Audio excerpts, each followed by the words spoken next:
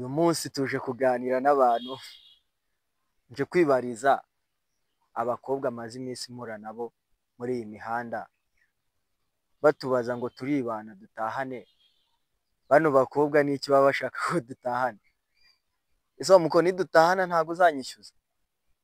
Ese kuki uba wumva ko wicara ku muhanda ugatega abantu bibana ngo mutahane?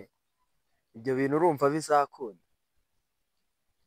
Ariko mwafashe Bibiliya mukajya gusenga, ko ntacyo bitwaye mwe abakobwa, mwafashe Bibiliya mukajya gusenga.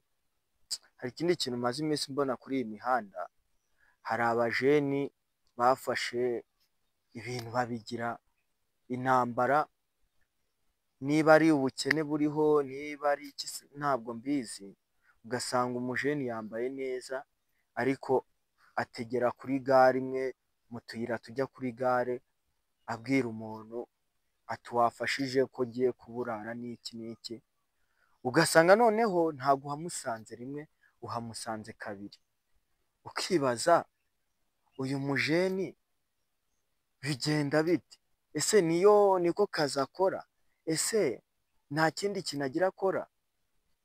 Basi se wa mujeni wajya ubwira umuntu ati basi nta kazi ngiye ngira, ati ibintu bimeze gutya na gutya, basi mumfashe gushaka akazi, ugashaka akazi. Njya nibuka isitori imwe, hari umuhungu w'umushuti wanjye, twarasohotse gutyo, dusohotse ahita atahana umukobwa, ageze mu rugo umukobwa aramubwira ati ko mbuve hano unyishyuye 10,000.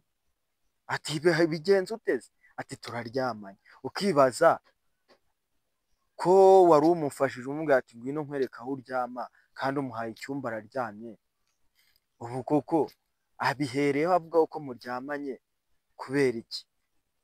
Nk'ibisanzwe rero hano ni ku Nzira Nzima TV, ntabwo ari byo tuba tugamije, ariko tuba tugomba kugiranamo n'inama. Ndabizi abantu benshi mwagiye muhura n'abantu bameze gutyo, ariko ndagira ngo muze kutwandikira muri komenti mutubwire ngo twarahuye cyane mwahuye, niba na ngombwa